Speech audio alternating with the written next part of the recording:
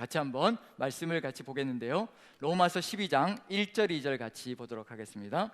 어떤 내용이 들어가 있는지 한번 같이 살펴보면서 저희들이 나가야 될 내용이 오늘 어떤 내용인지 한번 봅니다. 자, 로마서 12장 1, 2절 같이 한번 천천히 봉독합니다. 같이 시작.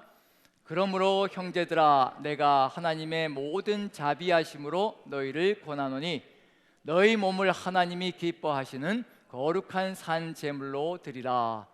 이는 너희가 드릴 영적 예배니라.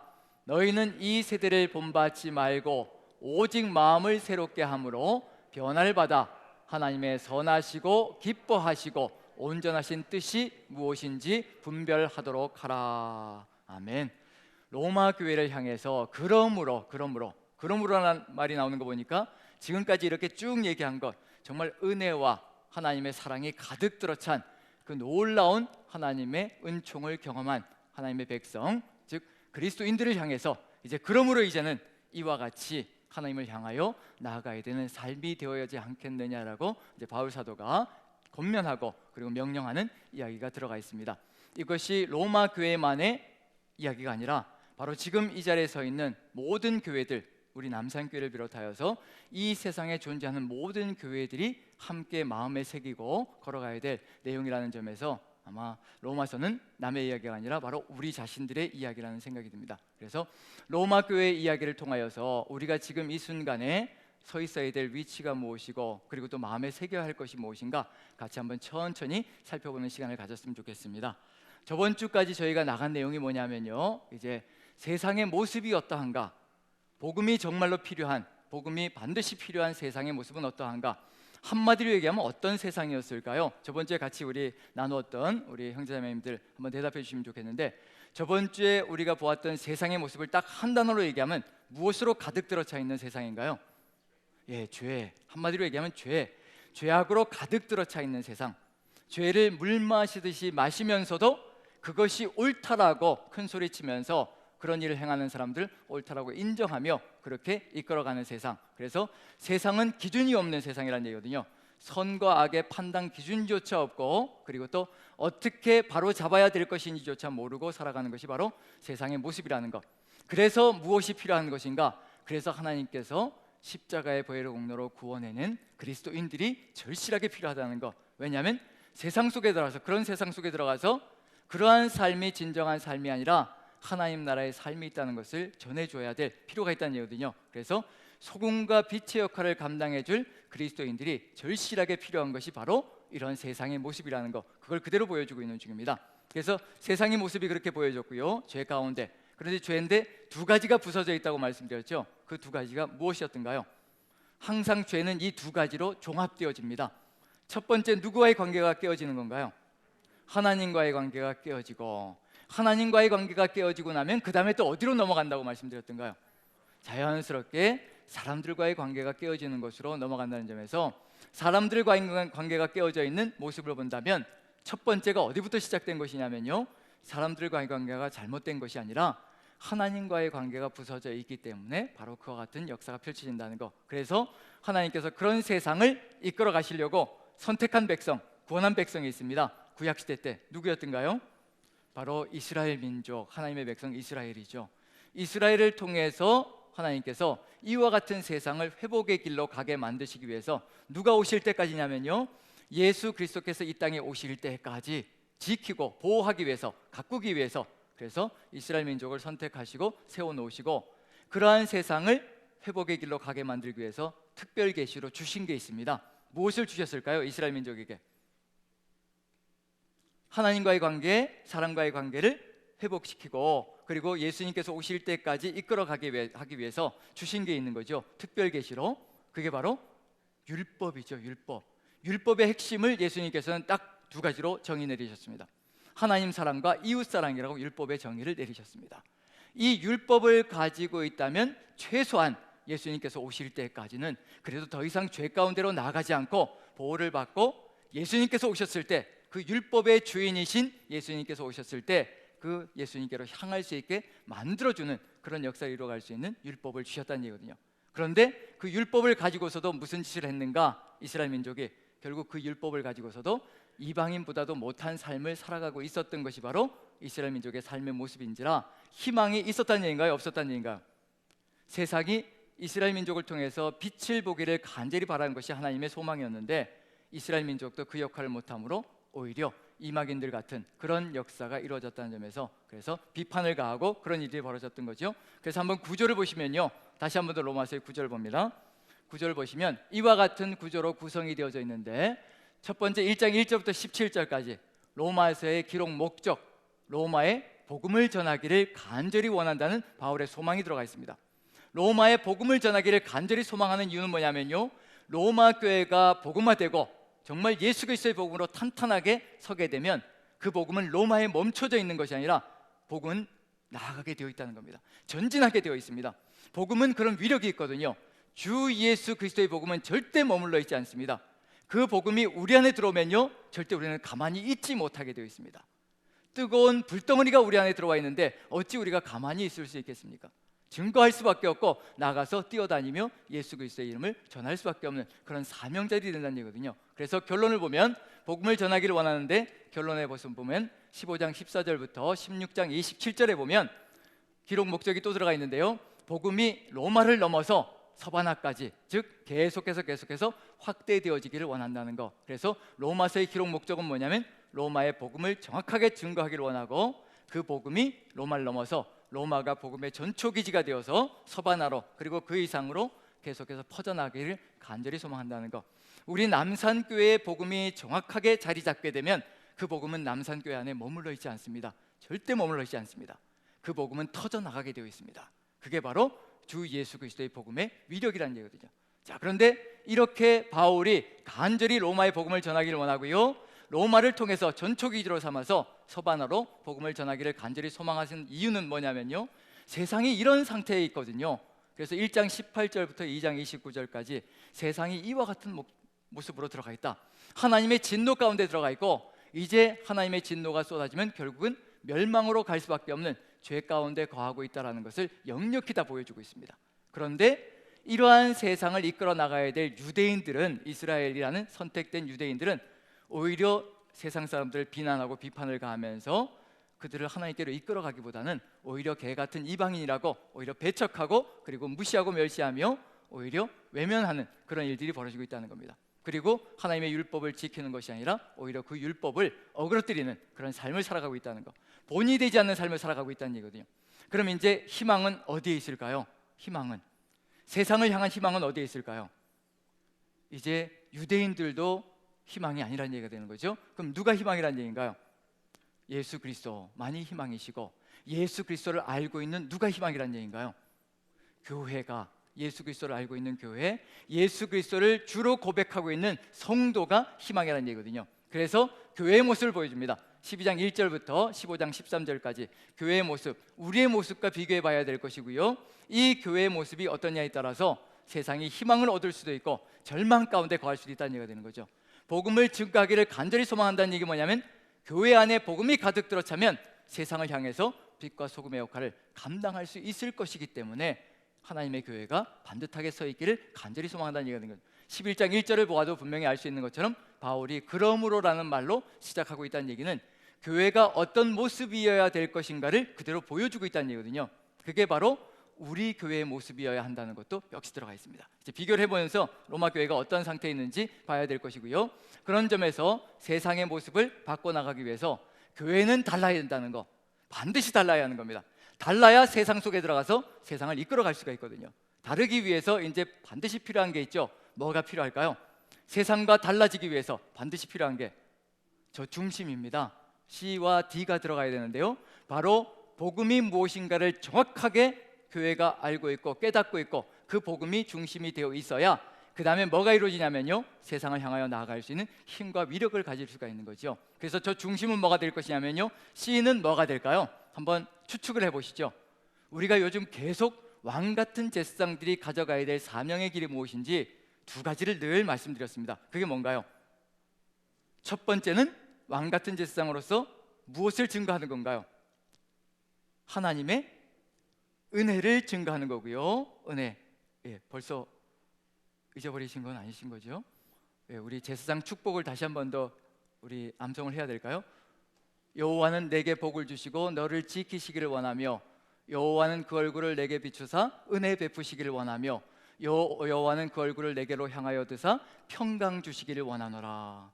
여호와께서 함께 하시고 복을 주시고 지키시면 은혜가 가득 차는 삶이 될 것이고요, 그 다음에 그 은혜가 세상 속에 들어가서 평강의 역사가 이루어지는 것, 은혜와 평강이라는 얘기거든요.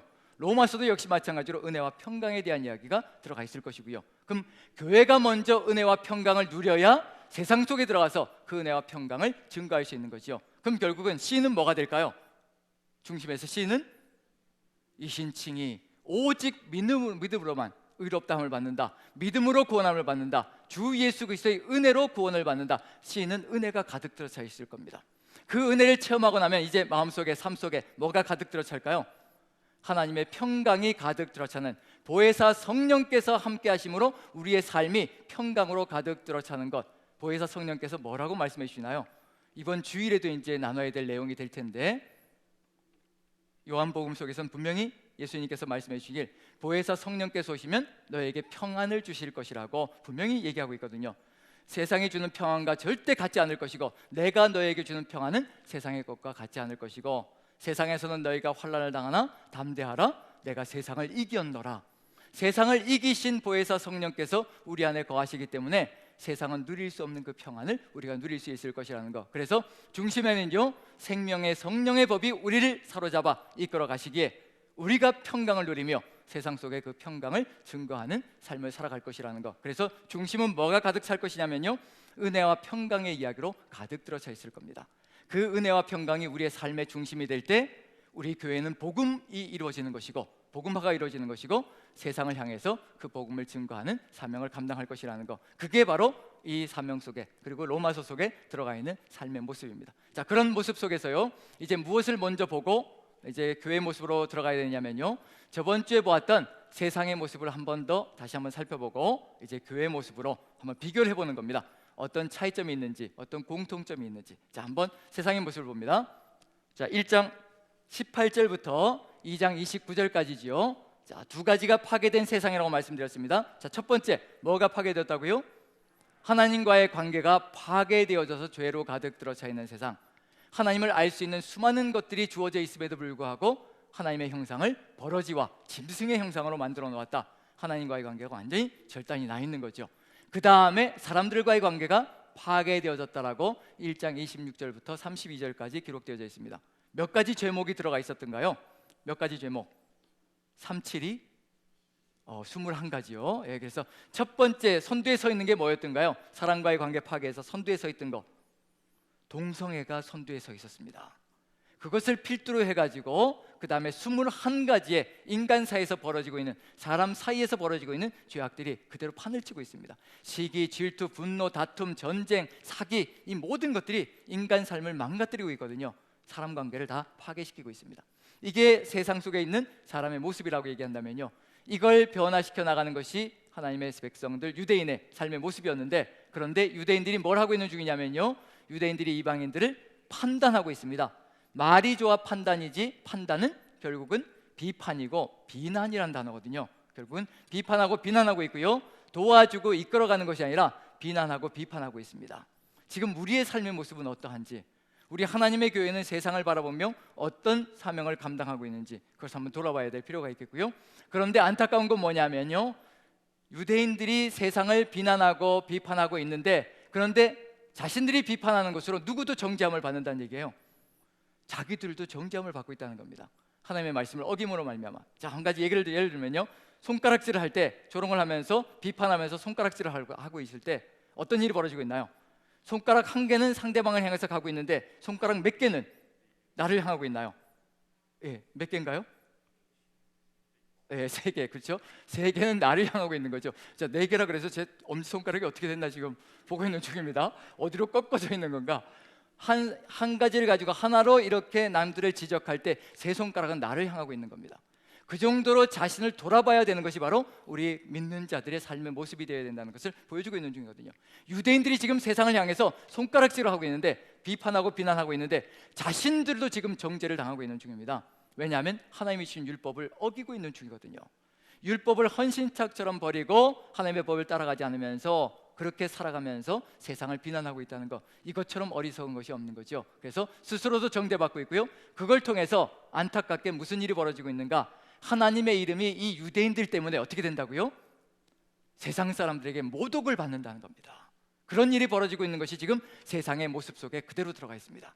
그럼 이것을 누가 바꿔가야 된다는 얘기인가요? 누가 이걸 바꿔야 된다는 얘기인가요? 아직도 누군지 잘 모르시나요? 이제 예수 그리스도께서 바꿔가야 됩니다라고 얘기하면 이제 주님께서 또 십자가에 달리셨다는 얘기하고 똑같은 얘기인데, 주님께서 우리를 위해서 십자가에 달리셔서 우리를 구원해 놓으셨죠. 그럼 이제 누가 동역자가 되어서 이 일을 감당해 나가기를 간절히 소망하시나요? 내가 좋습니다. 내가 그리스도인들이. 그래서 예수님께서 분명히 마태복음 28장에서 말씀하셨잖아요. 부활하시고 승천하신 다음에 명령을 주시길, 이제 가서 모든 민족으로 제자를 삼아 아버지와 아들과 성령의 이름으로 세례를 주고 내가 너에게 분부한 모든 것을 가르쳐 지키게 하라. 그리고 주시는 약속이 있죠. 내가 세상 끝날까지 너와 항상 함께 하리라. 성령께서 우리 안에 내주하시겠다는 겁니다. 성령으로 내주하시겠다는 거예요. 그럼 우리가 그 성령님과 함께 무엇을 해야 될 것인가? 가서 모든 민족으로 주의 제자를 삼는 그런 길을 걸어가는 것이 지금 우리가 걸어가야 될 삶의 길인 겁니다. 모든 민족은 어떤 사람들이냐면 바로 저 사람들입니다. 1장 18절부터 2장 29절 안에 들어가 있는 바로 저 사람들이 모든 민족에 다 포함되어지는 겁니다. 죄악으로 가득 들어차 있는 세상, 우리가 가서 말씀을 전하는 것조차 버거워하고 들어오는 것조차 싫어하고, 우리가 예수 그리스도의 이름을 전하면 그것조차도 싫어서 배척하는 세상이 바로 우리가 들어가야 될 세상인 겁니다. 그런 세상에 들어가서 그러한 사람들을 주의 제자들로 세워나가는 것이 우리의 사명 속에 들어가 있다는 얘기거든요. 무엇이 희망이냐면요, 이제 성령께서 함께 하시는 교회가 희망입니다.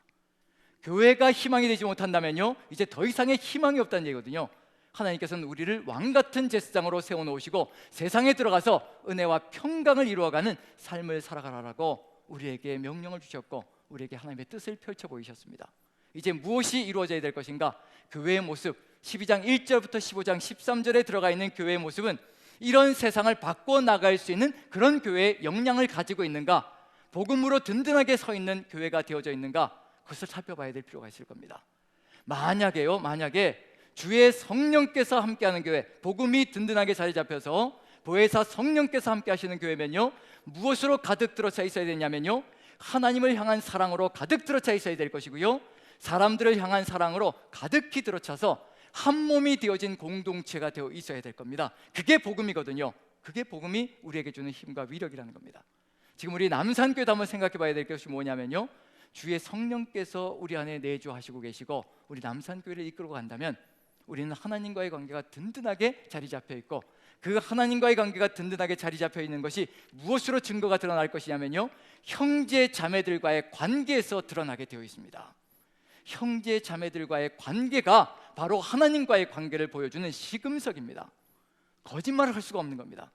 하나님을 사랑하노라 하고 형제를 미워한다, 거짓말하는 자라고 분명히 기록되어져 있습니다. 하나님 사랑은 곧 형제 사랑이고요, 자매 사랑입니다. 그런 점에서 우리가 지금 형제 자매와 어떤 관계를 맺어가고 있는가가 바로 하나님과의 관계를 맺어가고 있고, 그것이 바로 곧 지금 우리가 성령의 역사와 이끌어가는, 성령의 역사로 충만한 가운데 걸어가느냐, 아니면 성령의 역사를 소멸하는 육신의 길을 걸어가느냐, 그 양당간의 결정을 보여줄 수 있는 내용이 될 거라는 얘기거든요. 그래서 교회의 모습을 한번 살펴보는데요, 12장 1절부터 15장 13절까지 간략하게 내용들을 살펴보는데, 자, 이제 나오는 내용 읽어볼 텐데요, 아까 읽었던 본문의 말씀을 다시 한번 읽어볼 겁니다. 다시 한번 읽으면서 한번 여러분들이 추측을 해보시죠. 이런 모습이면, 이런 얘기가 나오면 하나님과의 관계가 든든하게 서 있는 것 같다, 아니면 그렇지 않은 것 같다, 한번 추측을 해보시라는 겁니다. 첫 번째 나오는 내용은 뭐가 될 것이냐면요, 12장 1, 2절은 하나님과의 관계에 대해서 얘기할 것이고요, 12장 3절부터는 사람들과의 관계에 대해서 이야기할 겁니다. 로마 교회의 모습입니다. 자, 로마 교회의 모습을 보면서요, 바울이 권면하는데 이 내용을 보면서 한번 여러분들이 추측해 보시기 바랍니다. 제가 질문을 드릴 겁니다. 관계가 어떻게 돼 있어 보이는 것 같습니까? 라고 질문 드리면 대답해 주시면 되는 겁니다. 자, 로마서 12장 1절 2절 같이 한번 읽습니다. 자, 천천히 한번 읽어보죠. 제가 강조점도 넣어서 한번 읽어보도록 하겠습니다. 같이 한번 읽어봅니다. 시작. 그러므로 형제들아, 내가 하나님의 모든 자비하심으로 너희를 권하노니 너희 몸을 하나님이 기뻐하시는 거룩한 산 제물로 드리라. 이는 너희가 드릴 영적 예배니라. 너희는 이 세대를 본받지 말고 오직 마음을 새롭게 함으로 변화를 받아 하나님의 선하시고 기뻐하시고 온전하신 뜻이 무엇인지 분별하도록 하라. 제가 강조점을 좀 넣어보겠습니다. 그러므로 이제는 제발 형제들아, 내가 하나님의 모든 자비하심으로 너희를 권하노니 너희 몸을 하나님이 기뻐하시는 거룩한 살제물로 드리라. 이는 너희가 드릴 영적 예배니라. 제발 너희는 이 세대를 본받지 말고 오직 마음을 새롭게 함으로 변화를 받아 하나님의 선하시고 기뻐하시고 온전하신 뜻이 무엇인지 제발 분별하도록 하라. 이게 지금 바울의 간절한 소망입니다. 로마 교회를 향한. 자, 그럼 이제 읽으시면서 들으시면서 로마 교회는 하나님과의 관계가 든든하게 서 있다. 아직은 아닌 것 같다. 어느 쪽일 것 같으신가요? 아직은 아닌 것 같다. 그렇죠? 이런 권면을 정말 간곡하게 바울이 로마 교회에 적어서 보낼 정도면 복음 위에 든든하게 섰다라고 얘기할 수가 없는 상황이 지금 로마 교회의 모습이라는 것을 보여주고 있는 중입니다. 그럼 결국은 바울이 로마 교회를 향해서 시작할 때요, 로마서 1장에서 내가 로마에 있는 너희에게도 복음 전하기를 간절히 원한다라고 얘기할 때 이 복음이 들어가야 이제 어떤 일이 벌어진다는 얘기인가요? 주 예수 그리스도의 복음이 들어가야 누구와의 관계가 온전하게 서나가는 역사가 펼쳐진다는 얘기인가요? 예수 그리스도와의 하나님과의 관계가 온전히 회복되어지는 역사가 펼쳐질 터인데 아직도 로마 교회가 복음 위에 든든하게 서지 못했다는 것을 이러한 권면을 통해서 추측해 볼 수가 있습니다. 이걸 한마디로 얘기하면 뭐가 될 것이냐면요, 너희가 들은 그 복음, 이제 많이 식상해져 버렸고 이제 많이 희석되어져 버린 그 복음, 다시 복음으로 돌아가자는 겁니다. 그게 로마서입니다. 다시 복음으로 돌아가야 뭐가 될 수 있다는 얘기냐면요, 다시 또 우리 구주 예수 그리스도가 주인이 되시고 왕이 되시는 삶이 되어서 또다시 이 세상을 주의 땅으로 바꿔나가는 하나님 나라에 이루어가는 그런 동역자들이 되어서 주의 뜻을 이루어가는 선교의 사명을 감당해 나갈 것이라는 얘기거든요. 지금 여기서도 분명히 들어가 있는 건 뭐냐면요, 로마 교회가 이와 같이 하나님과의 관계가 바로선 존재가 되기를, 교회가 되기를 간절히 소망하고 있습니다. 그게 첫 번째로, 그러므로 형제들아, 내가 하나님의 모든 자비하심으로 너희를 권하노니 너희 몸을 하나님이 기뻐하시는 거룩한 산 제물로 드리라. 이는 너희가 드릴 영적 예배니라. 거룩한 산 제물로 드리라. 거룩하다는 것은 어떤 의미일까요? 거룩을 회복하라는 얘기거든요. 자, 거룩하면 무엇을 가장 먼저 생각해야 될 것인가? 혹시 뒤에서 후광이 쫙 비치고 그런 걸 혹시 기대하고 계시나요? 40일 동안 금식 기도해서 얼굴빛이 달라지고 혹시 그런 것을 기대하시나요? 40일 동안 아무리 금식 기도해도 그 다음날 나와가지고 승질 확 내면요, 그건 아무 소용이 없는 겁니다. 40일 금식 기도가 아무 소용이 없는 겁니다. 거룩하다는 것은 무엇이 거룩하다는 것이냐? 바로 하나님의 말씀대로 살아가는 것이 거룩입니다. 그게 바로 민수기 15장에서 그대로 보여주고 있거든요. 옷단에 술을 달라고 하는 겁니다. 옷단에 술을 달아가지고 하나님의 말씀과 계명을 잊지 않고 그 말씀과 계명대로 살아갈 때 너희가 거룩하리라고 분명히 기록되어 있거든요. 하나님의 말씀을 잊지 않고 그 말씀대로 살아가는 삶이 거룩입니다. 그리고 거룩이 곧 예배자입니다. 예배자. 거룩의 삶을 살아가는 것, 그게 바로 왕같은 제사장의 삶이며 예배자의 삶이라는 것, 저는 똑같다고 생각합니다. 예배자, 거룩, 이 모든 것들은 다 한마디로 얘기하면 왕같은 제사장, 다 한마디로 얘기하면요, 하나님의 말씀대로 그대로 우리가 살아가는 것, 그것밖에는 답이 없습니다.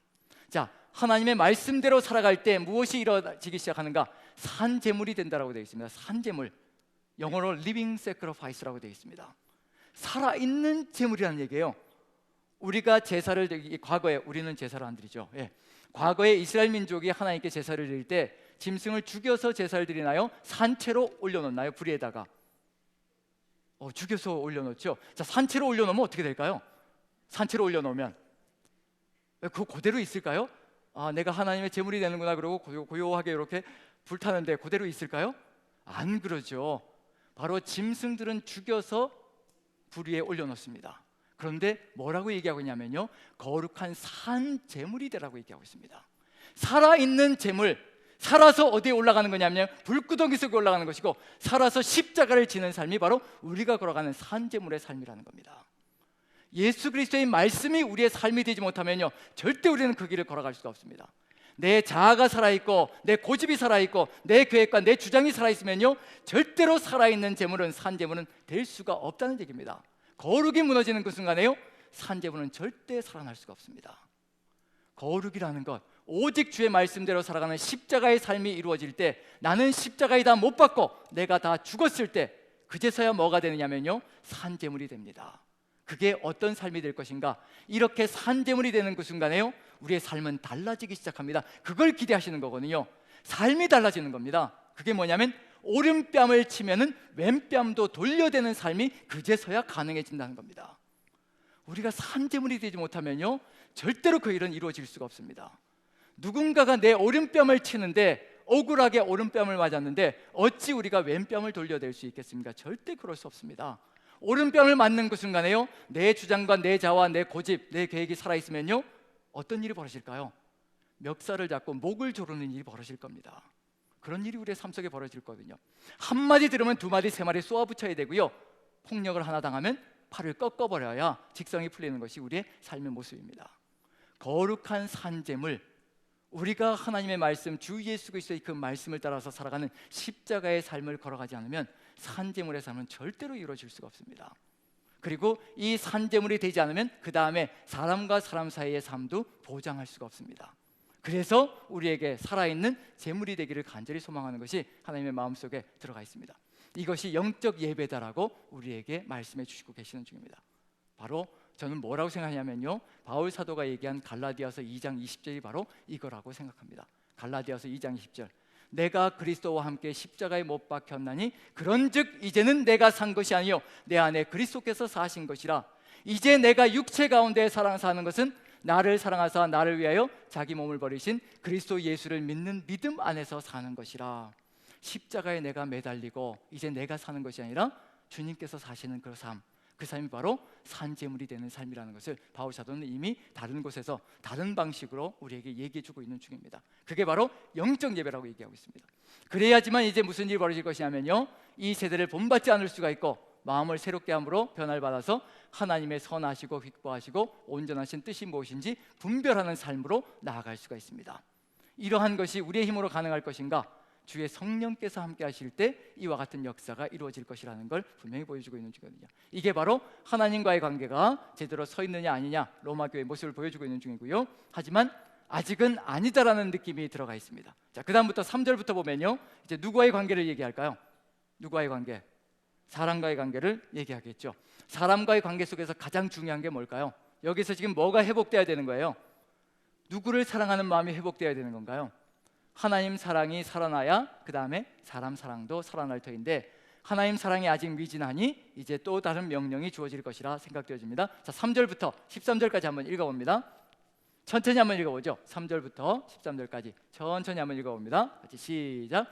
내게 주신 은혜로 말미암아 너희 각 사람에게 말하노니 마땅히 생각할 그 이상의 생각을 품지 말고 오직 하나님께서 각 사람에게 나누어 주신 믿음의 분량대로 지혜롭게 생각하라.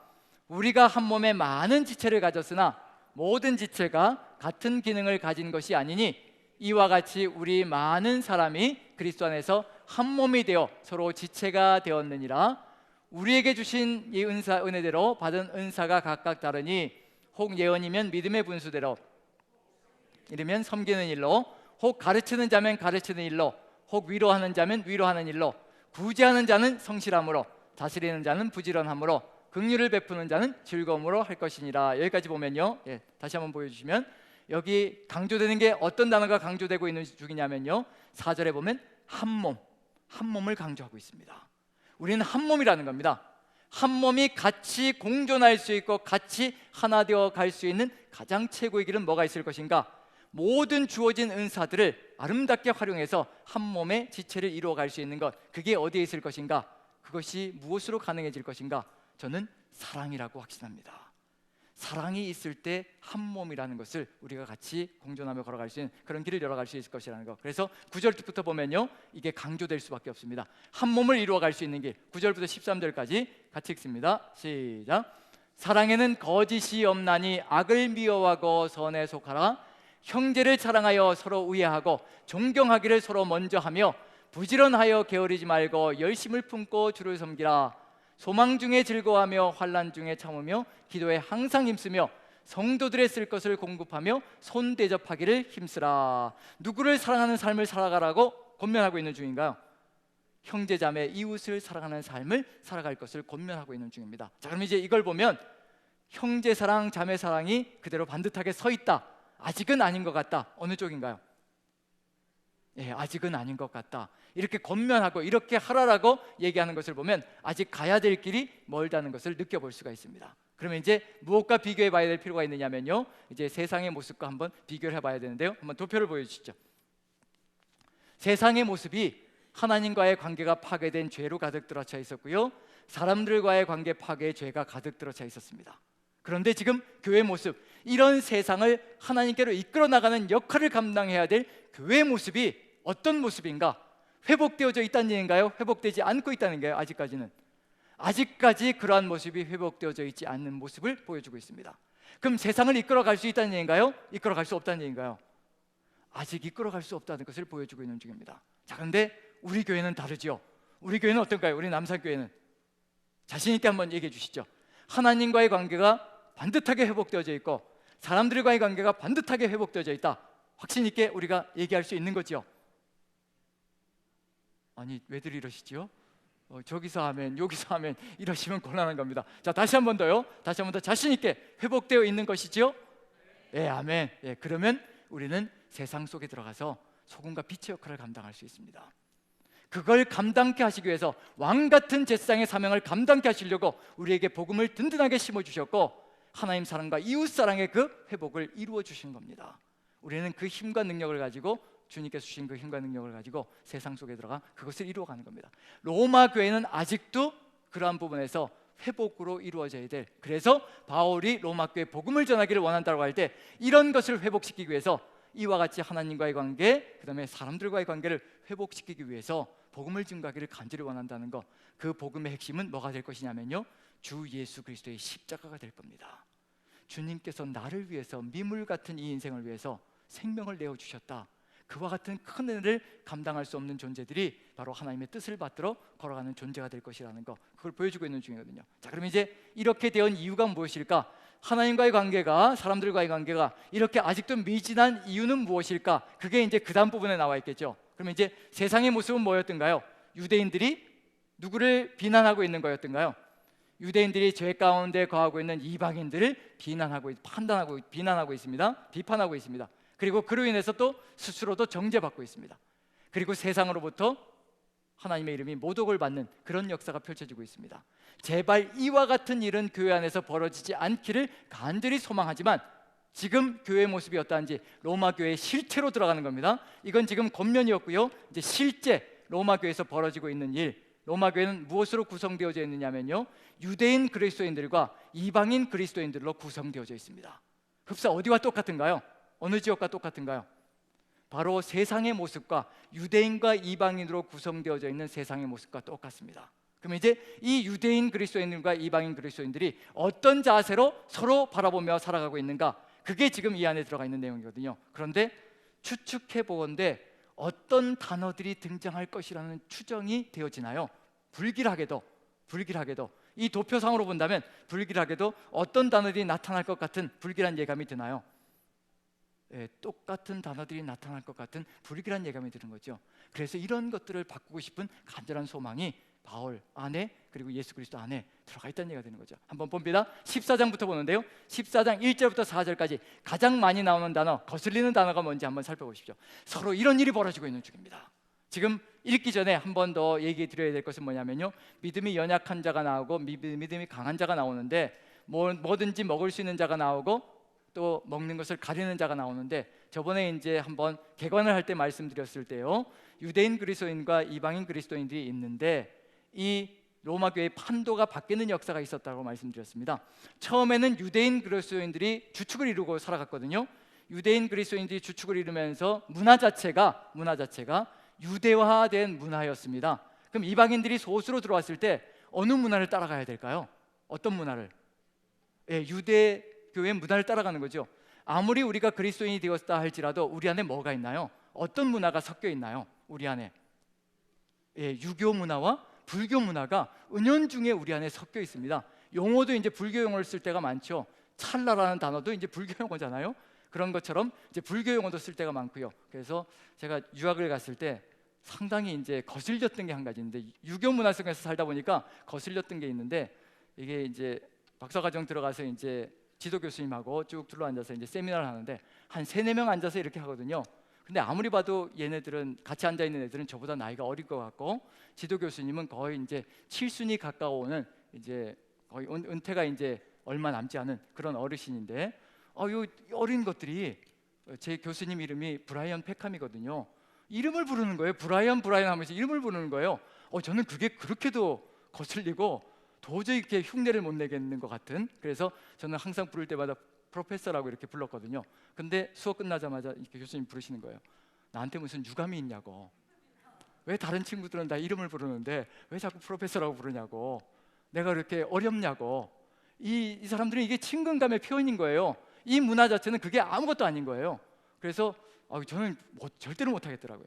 박사과정 끝날 때까지 프로페서라고 부르고, 마지막에 이제 학위 수여식이 다 끝난 다음에 이제 다시 만났을 때 교수님이 그런 얘기를 하는 거예요. 이제 같은 동료 학자가 되었으니 이제 이름을 부를 수 있겠냐고. 그래서 원하시면 부르지요. 그리고 이제 브라이언이라고 부르게 되었는데, 어쨌든 문화 자체가요, 극복하기가 상당히 힘이 듭니다.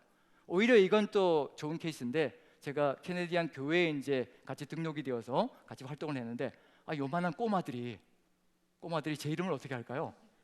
이름을 부르는 거예요. 그래도 저도 한국 교회 가면 그래도 전도사님 소리 듣고 목사님 소리 듣고 하다못해 선생님 소리 들으면서 살았는데, 이 요만한 꼬마들이 이름을 부르는데 그게 그렇게 못 견디겠는 거예요. 이게 문화 자체가 이렇게 다르다는 걸 깨닫습니다. 그런데 이 사람들은 그게 당연한 거고, 그렇게 안 해주면 오히려 이상하게 생각하는 그런 문화라는 얘기거든요. 유대교 그리스도인들이요, 그리스도인이 되었지만 그래도 어느 문화 속에 살아가고 있는 중이냐면요, 유대인들의 문화 속에 살아가고 있거든요. 할례를 받아야 되고, 그 다음에 음식물 금기 규정을 지켜야 되고, 그 다음에 또 거기에 덧붙여서 절기를 지켜야 되고, 이건 이 사람들의 삶인 거예요. 그냥 삶인 겁니다. 그래서 그냥 그대로 살아가는 거죠. 그런데 이방인들이 들어와서 소수가 들어온 거예요. 근데 소수니까 어떻게 해야 되는 거예요? 누굴 따라가야 되는 건가요? 유대인들이 할례를 받아야 돼, 그러면 받는 거고, 그 다음에 이런 음식은 먹지 말아야 돼, 그러면 먹지 않는 거고, 그 다음에 이 절기들은 분명히 지켜야 돼라고 지켜야 하면 또 지키는 거죠. 이렇게 살아갔는데 이 로마교의 판도가 뒤바뀌는 겁니다. 클라우디우스 황제 시절에 유대인들이 하도 로마 안에서 말썽을 일으키니까 이제 다 쫓아내버렸습니다. 유대인들이 다 쫓겨가고 이제 누가 이제 교회 주축이 된 거예요? 이방인 그리스도인들이 교회 주축이 된 겁니다. 이제 자유가 온 거죠. 이제 유대교의 문화 같은 건 이제 따라갈 필요도 없으니까, 자, 그래서 이제 이 자유를 누리면서 그 모든 것들을 다 팽개쳐 버렸습니다. 뭐 할례 받는 거, 음식물 금기 규정, 절기시키는 거 다 필요 없으니까 다 우리는 이제 성령 안에서 자유를 누리고 있는 거니까. 그런데 다시 유대인들이 돌아온 겁니다. 네로 황제 시절에 이제 회복이 되어서 돌아왔는데, 이제 누가 소수가 된 거예요?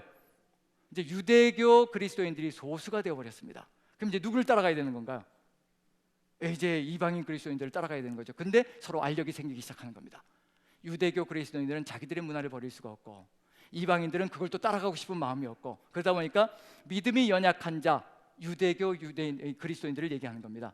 음식물 금기도 지켜야 되고, 절기도 지켜야 되고, 할례도 받아야 되고, 이런 것들을 지키는 것이 신앙생활에 좋다라고 이렇게 얘기하며 나아가는 그 믿음이 연약한 자들. 그 믿음이 강한 자들은 이런 음식 안 먹어도 되고 모든 것을 다 먹을 수 있다라고 얘기하는 사람들, 믿음이 강한 사람들, 이방인 그리스도인들. 자, 그런 사람들이 섞여 있는 겁니다. 그런데 어떤 내용들이 오가고 있는지, 어떤 단어가 여러분들 마음속에 걸려드는지 한번 읽어봅니다. 1절부터 4절까지 같이 한번 읽습니다. 시작.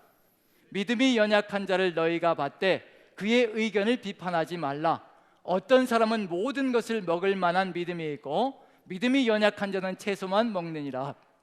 먹는 자는 먹지 않는 자를 업신여기지 말고, 먹지 않는 자는 먹는 자를 비판하지 말라. 이는 하나님이 그를 받으셨습니다. 남의 하인을 비판하는 너는 누구냐? 그가 서 있는 것이나 넘어지는 것이 자기 주인에게 있음에 그가 세움을 받으리니 이는 그를 세우시는 권능이 주께 있음이라. 자, 어떤 단어가 등장하고 있나요? 비판이란 단어. 어떤 단어하고 같은 단어일까요? 같은 단어인데 한글로 번역을 다르게 만들어 놨습니다. 1장에서는 2장에서는 뭐라고 되어 있나요?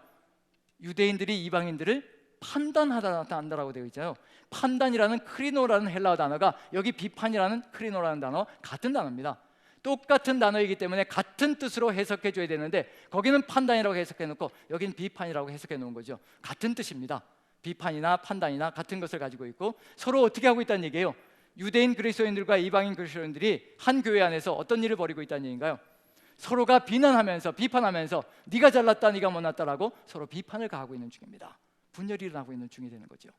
세상의 모습과 다를 바가 없는 안타까운 모습이 교회 안에서 그대로 벌어지고 있는 중입니다. 그런데 서로가 비판하는 것으로 결국 무슨 일이 또 벌어지고 있을까요? 어떤 일이 벌어지고 있을까요? 서로가 한 손가락을 이렇게 지적하면 세 손가락이 오는 것처럼 서로가 서로를 정죄하고 있는 그런 일들이 벌어지고 있을 것이라는 거. 자기가 비판하는 것으로 결국 스스로도 정죄되어지고 있는 그런 삶이 이루어질 것이라는 거. 그래서 그 다음 부분을 보시면요, 14장 21절부터 23절까지 같이 한번 읽어봅니다. 이런 일이 벌어지고 있습니다. 교회 안에서 같이 읽습니다. 시작. 고기도 먹지 아니하고 포도주도 마시지 아니하고 무엇이든지 내 형제로 거리끼게 하는 일을 아니함이 아름다우니라. 내게 있는 믿음을 하나님 앞에서 스스로 가지고 있으라. 자기가 옳다 하는 바로 자기를 정죄하지 아니하는 자는 복이 있도다. 의심하고 먹는 자는 정죄되었나니 이는 믿음을 따라 하지 아니하였기 때문이라. 믿음을 따라 하지 아니하는 것은 다 죄니라. 다른 사람을 비판하면서 그리고 믿음을 따라 먹지 않고 이런 것이 아니라 그냥 자기의 습관을 따라서 관습을 따라서 하고 있다는 얘기죠. 그래서 비판하면서도 또 뭘 받고 있다는 얘기예요. 스스로가 스스로를 정죄하고 있다는 것을 그대로 보여주고 있는 중입니다. 결국은 어디의 모습과 같은 모습이 벌어지고 있는 중인가요? 어디에서 모습과? 세상이 살아가는 모습과 로마 교회 안에서 벌어지고 있는 일들이 어쩌면 그렇게 똑같은 일들이 벌어지고 있는지 똑같은 세상이 만들어지고 있는 중입니다. 이러한 세상이 만들어지면 세상 속에 들어가서 세상을 이끌어 나갈 수가 없다는 얘기가 되는 거죠. 그렇기 때문에 바울이 로마에도 복음을 전하기를 간절히 소망한다는 거, 이런 교회의 모습을 회복하기를 원하고 바꾸기를 원한다는 거. 그래서 제발 한 가지만큼은 더 이상 가지 않았으면 좋겠다. 여기까지는 제발 가지 않았으면 좋겠다. 그게 뭔가요? 세상은 유대인을 통해서 여기까지 가버리고 말았습니다. 누구 이름이 모독받는 것까지 갔다는 얘기인가요? 하나님의 이름이 유대인들을 통해서 결국 모독을 받는 것까지 갔다는 얘기가 되는 거죠. 이제 바울이 소망하는 건 뭐냐면요, 이제 이 그리스도인들을 통해서 예수 그리스도의 이름이, 하나님의 이름이 모독받는 세상은 제발 되지 않기를 간절히 바라는 마음, 그게 들어가 있을 겁니다. 그럼 어떤 단어도 나올까요? 어떤 단어도, 모독이란 단어도 역시 로마 교회 안에 등장하게 될 겁니다. 자, 그럼 이제 어떤 단어가 헬라어로 모독이 되는지 이걸 다른 단어로 바꿔놔가지고 이게 찾아가기가 애매하게 만들어 놓은 거죠. 그래서 번역을 제대로 해야 제대로 연결고리를 만들어갈 수 있는데 좀 아쉬운 번역들이 곳곳에서 발견되어집니다. 이런 거는 이제 나중에 개역개정에 또 개정판이 나오면 또 바뀌어질 것이라 생각되어지고요. 자, 한번 읽어봅니다. 14장 13절부터 17절까지 해서 이제 한번 찾아보시기 바랍니다. 자, 같이 읽습니다. 시작. 그런즉 우리가 다시는 서로 비판하지 말고 도리어 부딪힐 것이나 거칠 것을 형제 앞에 두지 아니하도록 주의하라. 그래서 안에서 알고 확신하노니 무엇이든지 스스로 속된 것이 없으되 다만 속되게 여기는 그 사람에게는 속되니라. 만일 음식으로 말미암아 내 형제가 근심하게 되면 이는 내가 사랑으로 행하지 아니함이라. 그리스도께서 대신하여 죽으신 형제를 내 음식으로 망하게 하지 말라. 바울의 간곡한 부탁입니다. 사랑이 없으니까 이 지경이 되는 것 아니냐. 정말 보혜사 성령께서 함께 하심으로 성령의 첫 번째 열매인 그 사랑만 가지고 있어도 이와 같은 역사가 일어나지 않을 것이라. 성령의 역사가 소멸되어졌다는 얘기는 무슨 얘기냐면요, 이신칭의 은혜가 사라졌다는 것과 같은 얘기입니다. 우리 안에 하나님의 은혜, 십자가의 보혈의 공로가 가득히 살아서 움직이면요, 보혜사 성령께서 충만하게 역사하시는 창구가 되기 시작합니다. 그런데 그 은혜를 배은망당하게 잃어버리는 그 순간에요, 보혜사 성령의 충만한 역사도 소멸되어지는 안타까운 역사가 펼쳐집니다. 성령의 역사가 소멸되면서 나타나는 첫 번째 증상이 사랑이 식어지기 시작하는 겁니다. 사랑이 사라지는 겁니다. 왜냐하면 성령의 9가지 열매 첫 번째가요, 사랑이거든요. 그 사랑이 첫 번째로 사라지기 시작하는 겁니다. 그리고 무너져 내리기 시작하는 겁니다. 서로 다투며 분열되어지는 역사가 펼쳐지기 시작하는 거거든요. 이런 역사가 펼쳐질 때 교회 안에서 어떤 일이 벌어질 것인가? 세상 사람들이 이런 것을 보면서 예수 그리스도의 제자라고 하면서 저짓거리를 하고 있으니 세상 사람들이 뭐라고 할 것인가? 그게 바로 16절에 바울 사도가 걱정하는 겁니다. 자, 같이 한번 읽어봅니다. 시작. 그러므로 너희의 선한 것이 비방을 받지 않게 하라. 하나님의 나라는 먹는 것과 마시는 것이 아니요 오직 성령 안에서 있는 의와 평강과 희락이라. 자, 16절에서 한번 찾아보십시오. 모독이란 단어, 너희의 선한 것이 제발 비방을 받지 않게 하라. 블레스페메오 역시 마찬가지로 비방이란 단어가 모독이란 단어와 같은 단어입니다. 그럼 결국 무슨 얘기인가요? 이렇게 너희가 살다가는, 이렇게 사랑이 깨어져서 이렇게 서로 다투고 이렇게 서로 부딪히고 이렇게 살다가는 세상 사람들에게 어떤 일이 벌어진다는 얘기인가요? 세상 사람들이 누구를 욕하겠냐는 얘기예요. 누구를 모독하겠냐는 얘기예요. 누구일까요? 하나님을 모독하고 주 예수 그리스도를 모독하겠죠. 예수님께서 우리에게 주신 말씀이 뭐였던가요? 요한복음에서 서로 사랑하라. 내가 너희를 사랑한 것처럼 너희도 서로 사랑하라. 너희가 서로 사랑하면 세상이 너희가 내 제자인 줄 알 것이라. 세상 사람들이 너희가 서로 사랑하면 너희가 내 제자인 줄 알 것이라. 그런데 교회 안에 사랑이 보이지 않고 다툼과 분열만이 보인다면요, 예수 그리스도의 제자라고 할 수가 있겠냐는 얘기예요. 더군다나 세상 사람들이 그 예수 그리스도를 무엇이라고 할 것인가, 모독하는 역사가 펼쳐지지 않겠느냐라고 바울 사도가 걱정하고 있는 중입니다. 제발 거기까지는 가지 말라는 얘기거든요. 거기까지 안 가게 여기서 차단해서 다시 돌이켜야 된다라고 지금 얘기하고 있는 중입니다. 그 돌이키는 것이 무엇일까요? 바울 사도가 로마 교회에 간절히 증거하기를 원하는 것, 내가 로마에 있는 너희에게도 복음 전하기를 원하노라. 바로 복음의 주인 되시는 예수 그리스도이십니다. 예수 그리스도가 우리의 주가 되시고 왕이 되시고 우리의 모든 것이 되시는 역사가 펼쳐지면요, 우리 안에 사랑이 싹 들 수밖에 없고 그 사랑으로 우리가 연합을 이루어낼 수밖에 없습니다. 지금 그것이 다 무너져 있기 때문에 안타까운 역사가 펼쳐지고 있는 중입니다. 그래서 17절에 보면 뭐라고 되어 있나요? 하나님의 나라는 먹는 것과 마시는 것이 아니요 왜 먹는 것 마시는 것을 가지고 치고받고 싸워대고 본질도 아닌 것을 가지고 그렇게 자꾸 교회가 분열되고 그렇게 서로 비난하고 비판을 가느냐. 본질이 아닌 것을 가지고 저러고 있으니 얼마나 안타깝겠습니까? 본질이라면요 당연히 싸워야 합니다. 목숨줄을 내어놓고 싸워야 합니다. 하지만 본질이 아닌 것이라면 왜 그렇게도 그렇게 어리석게 살아가고 있느냐. 본질이 뭔지 알려주고 있는 중입니다. 하나님의 나라는 먹는 것과 마시는 것이 아니요 오직 성령 안에서 의와 평강과 희락이라는 겁니다. 성령 안에 거할 때, 보혜사 성령 안에 거할 때 우리가 바로 값없이 의롭다함을 받은 존재라는 것을 깨닫게 될 것이라는 얘기고요, 그로 인해서 그 은혜가 우리 안에 가득 들어찰 때 평강과 희락이 가득 들어차는 공동체가 될 것이라는 것을 그대로 얘기해 주고 있는 중입니다. 의가 살아날 때, 십자가의 보혈의 공로로 의가 살아날 때, 즉 보혈의 공로로 우리가 값없이 의롭다함을 받은 은혜를 받은 존재라는 것을 기억할 때 그 은혜가 우리를 어디로 이끌어갈 것인가. 너도 나도 은혜 받은 존재, 너도 나도 용서받은 존재, 나도 죄인이었고 너도 죄인이었고 세상 속에서 심판으로 끝장날 수밖에 없는 사형수였는데 나도 구원받았고 너도 구원받았고 그것이 바로 값없이 의롭다 하시는 은혜였다는 것을 우리가 깨달을 때 평강으로 나아가고 세상은 희락 가운데 거하는 역사가 펼쳐질 거라는 겁니다. 성령 안에서 그러한 역사가 펼쳐진다는 얘기거든요.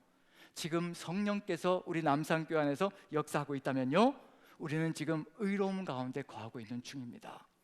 그 의가, 그 은혜가 우리를 이끌어서 평강의 공동체, 희락의 공동체를 이끌어 갈 것이라는 것을 우리가 마음에 새긴다면 지금 우리에게 가장 필요한 것이 무엇일까? 다시 복음으로, 저는 그거라고 생각합니다. 로마서는 그걸 얘기하고 있는 중입니다. 그래서 중심으로 몰아가고 있는 중입니다. 다시 복음으로 의롭다함을 어떻게 받게 되었는가? 그게 중심이거든요. 바로 칭의, 이신칭의, 오직 믿음으로 의롭다함을 받았다. 그 중심으로 몰아가고 있는 중입니다. 하나님의 교회가 그 중심에서 다시 새롭게 복음으로 거듭나야 세상 속에 들어가서 다시 또 세상을 하나님께로 이끌어갈 수 있는 역사를 이루어갈 수 있는 하나님의 동력자가 될 수 있을 것이라는 것, 그 중심에서 이신칭의의 은혜를 회복하고 그리고 중심 중에 중심인 생명의 성령의 법 가운데 우리가 거한다면요, 사랑이 회복되어져 그 사랑으로 세상을 품고 나아가는 존재가 될 것이라는 것. 이제 로마서는 어디로 가야 되냐면요, 중심으로 들어가야 합니다. 다시 복음으로 들어가서 회복하는 역사가 펼쳐지는 것, 그것이 바로 로마서의 중심 가운데 포진하고 있다는 것을 우리도 마음속에 새기고, 우리의 중심에 항상 이신칭이 믿음으로 의롭다함을 받았다는 것, 그래서 성령께서 우리 안에 내주하시며 우리의 삶을 의롭게 평강으로 그리고 희락으로 이끌고 가신다는 것을 마음에 새기며 그 하나님의 뜻과 더불어서 우리의 사명을 잘 감당해 나가는 저와 여러분들 되시기를 간절히 축원드립니다. 우리 같이 한번 찬양을 드리면서 기도했으면 좋겠습니다. 이 땅의 황무함을 보소서. 우리가 정말 세상이 죄악 가운데 거하고 있다는 것을 우리가 보았습니다. 이 땅의 황무함이 얼마나 큰 것인지, 우리가 이 세상의 희망이 되고 빛이 되어야 될 것이라는 것, 그래서 성령으로 역사하는 교회가 되기를 간절히 소망하는 마음으로 우리 같이 한번 이 찬양을 같이 드리며 기도하는 시간을 갖겠습니다. 이 땅의 황무함을 보소서.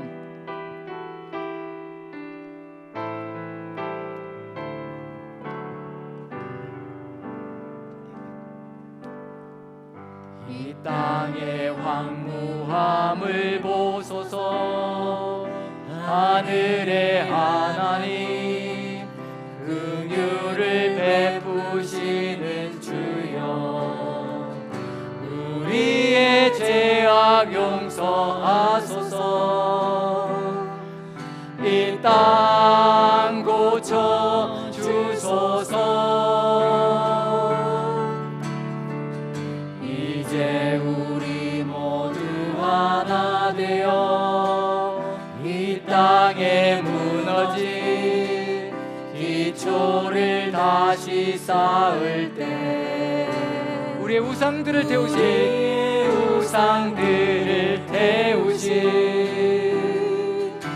성령의 불 임하소서. 흥의 불길 타오르게 하소서. 진리의 말씀 이 땅 새롭게 하소서. 은혜의 강물 흐르게 하소서. 성령의 바람 이제 불어와. 오 주의 영광 가득한 새날 주소서. 오 주님 나라 이 땅에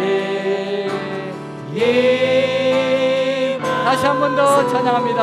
이 땅의 황무함을 보소서. 이 땅의 황무함을 보소서.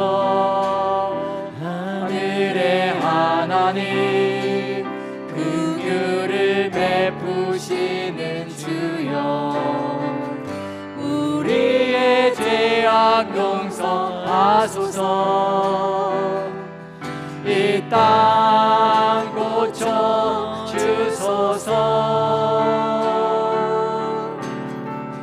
이제 우리 하나 되어 이 땅에 무너진 기초를 다시 쌓을 때, 우리의 우상들을 태우시라며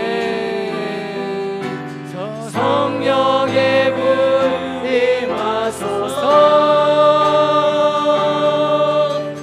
흥의 불길 타오르게 하소서. 진리의 말씀 이 땅 새롭게 하소서. 은혜의 강물 흐르게 하소서. 성령의 바람 이제 불어와. 오 주의 영광 가득한 새날 주소서. 오 주님 나라 이 땅에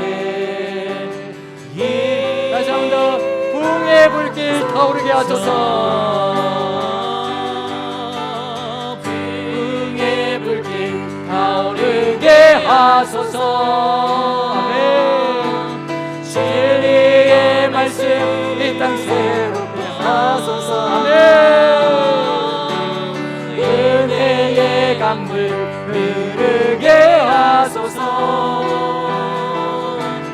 성령의 바람 이제 불어와. 아버지 아멘.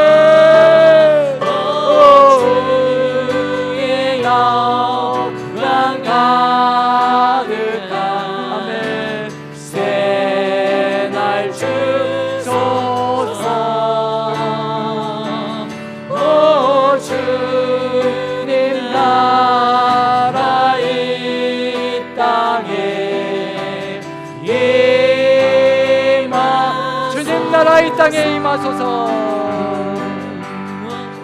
주님 나라 이 땅에 임하소서. 아멘, 아멘. 우리 다 같이 눈을 감고 기도하는 시간을 가졌으면 좋겠습니다. 세상이 지금 죄악 가운데 거하고 있고 어떤 희망도 없이 암흑천지 가운데 심판을 향하여, 죽음을 향하여, 멸망을 향하여 나아가고 있습니다. 우리만이 희망이요, 우리만이 길을 제시해 줄 수 있는 하나님의 사람들임을 우리가 마음속에 새길 수 있게 도와주시옵소서라고 기도했으면 좋겠습니다. 우리가 빛이요 소금입니다. 하나님께서 세상 속에 구원의 체험을 갖게 하시고 놀라운 영생의 기쁨을 갖게 하시고 세상 속으로 우리를 집어넣으셨습니다. 우리가 왕같은 제사장이 되어서 이 세상 속에 주님의 은혜를 증거하며 주 예수 그리스도의 평강을 증거하는 사명을 감당할 수 있도록 주의 성령께서 함께하여 주시고 왕같은 제사장의 사명을 잘 감당하는 우리 남산교회 되게 해달라고, 우리 모두가 되게 해달라고 다시 한번 기도하는 시간을 갖습니다. 기도하겠습니다. 사랑의 하나님, 은혜 가운데 인도하여 주시고 북돋워 주시옵소서. 아버지께서 함께하여 주시옵소서. 오직 주의 것을 함께하여 주셔서 우리가 이 땅에 어떤 희망인가를 깨닫게 도와주시옵소서. 우리만이 희망이요, 우리만이 길이라는 것을 아버지, 우리가 길을 제시해 줄 수 있고 오직 주의 방향을 정해줄 수 있는 아버지께서 세워놓으신 길이라는 것을, 빛이라는 것을 깨닫게 도와주시고 우리의 삶 속에서 우리 남산교회만큼은 아버지의 뜻을 받들어 아버지 거룩한 산재물이 되고 이 세상의 것들을 분별하여 살아가는 아버지, 변화를받아 주의 뜻을 받들어 걸어가는 아버지 삶을 살아갈 수 있게 도와주시옵소서. 그래서 성령의 역사가 충만한 아버지 사랑의 길을 걸어갈 수 있게 은혜를 더하여 주시고 권능의 역사를 아버지 인도하여 주옵소서. 오직 주께서 함께하여 주시고 아버지 능력 가운데 거하게 도와주옵소서. 우리는 미력하고 연약합니다 아버지. 우리는 부족한 게 그저 없습니다 아버지. 오직 주께서 함께하여 주시옵소서. 성령의 역사로 인도하여 주옵소서 아버지. 부족한 건 미력합니다 아버지. 아버지 함께하여 주시옵소서. 성령의 역사로 인도하여 주시사 우리의 부족함과 연약함을 오직 능력 가운데, 권능 가운데 역사로 인도하여 주옵소서. 아버지, 우리 시대가 아버지 주의 뜻을 간절히 소망합니다. 거룩하게 되기를 간절히 소망합니다 아버지. 우리가 왕같은 제사장의 소명을 온전히 이루어가게 도와주옵소서. 오직 주의 뜻을 이루어가게 부탁함이 없도록 주의 함께하여 주시옵소서. 능력과 권능 가운데 오직 주의 뜻을 이루어가는 삶을 감당할 수 있도록 아버지 역사하시고 아버지 인도하여 주옵소서. 오직 주께서 역사하시고 아버지 인도하시고 이끌어 주시옵소서. 아버지 오직 주 예수 그리스도 권능이 하나님께서 역사하시고 아버지께서 붙들어 주시고 인도하여 주옵소서. 아버지께서 역사하여 주시옵소서. 오직 주께서 역사하시고 인도하여 주시기 기도합니다. 사랑의 하나님, 우리가 부족함을 고백합니다. 우리가 거룩한 산 제물이 되기를 간절히 소망합니다.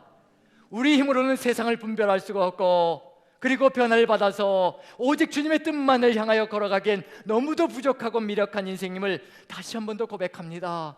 불쌍히 여겨 주시옵소서. 긍휼히 여겨 주시옵소서. 세상 것이 왜 이렇게도 좋아 보이고 세상의 안락함과 평안함이 그것이 진짜인 줄 알고 따라가고 싶을 때가 참으로 많습니다. 하나님, 이 세상 속에서 사노라니 조금 더 안락하고 싶고 조금 더 아버지 안심하고 살아가고 싶어서 많은 것들을 긁어모으려고 할 때가 참으로 많습니다. 하나님, 오직 주님만이 은혜이시고 주님만이 전능자이시며 주님만이 평강의 길이라는 것을 가슴속에 새기게 도와주시옵소서. 오직 하나님만 바라볼 수 있게 도와주시옵소서. 주님 한 분만이면 됩니다라고 그 고백으로 우리의 삶을 온전히 주님께 올려드리는 산제물로 올려드리는 우리 남산교회 형제자매들이 되게 도와주시옵소서. 우리 목회자들이 먼저 그와 같은 길에 앞장서 나갈 수 있게 힘주시고 능력을 더하여 주옵소서. 먼저 순교의 사명을 감당하게 도와주시고 우리 장로님들이 그들을 따라오게 도와주시며 권사님들, 집사님들, 성도님들이 한마음 되어서 우리 모두가 거룩한 산제물이 되는 놀라운 역사 있는 교회가 될 수 있도록 주께서 함께 하시고 다시 복음으로 돌아가게 도와주시옵소서. 오직 주님만이 생명이시니 우리 구주 예수 그리스도의 그 십자가 보혈의 공로 절대로 잊지 않게 도와주시옵소서. 그 십자가를 잃어버릴 때 삶의 방향을 잃어버리는 것이고 목표를 잃어버리는 것이며 흑암 가운데 거하는 것이라는 것을 마음속에 또 새기고 또 새기게 도와주시옵소서. 오직 주의 성령께서 주의 십자가를 바라보고 표대를 향하여 목숨을 내어놓고 달려가는 우리 모두가 될 수 있도록 주께서 함께 하시고 이끌어 가실 줄로 믿고 우리 구주 예수 그리스도 그 귀하신 받들어 감사하며 기도하옵나이다. 아멘, 아멘, 아멘. 아멘. 우리 다 같이 일어나셔서 같이 선포하는 시간을 갖도록 하겠습니다. 주님 오실 때까지 정말 이 심령을 가지고 다시 복음으로 돌아가 오직 주 예수 그리스도의 거룩하심 안에서 우리가 거룩한 산재물이 되는, 그래서 세상과 같아지지 않는, 그리고 세상을 분별하며 걸어가는 그런 삶을 걸어가겠다고 하고 우리 결단하는 마음으로 오른손을 드시고 주님 오실 때까지 결단합니다. 같이 선포합니다. 시작. 아멘. 주 예수여 오시옵소서. 마라나타. 아멘.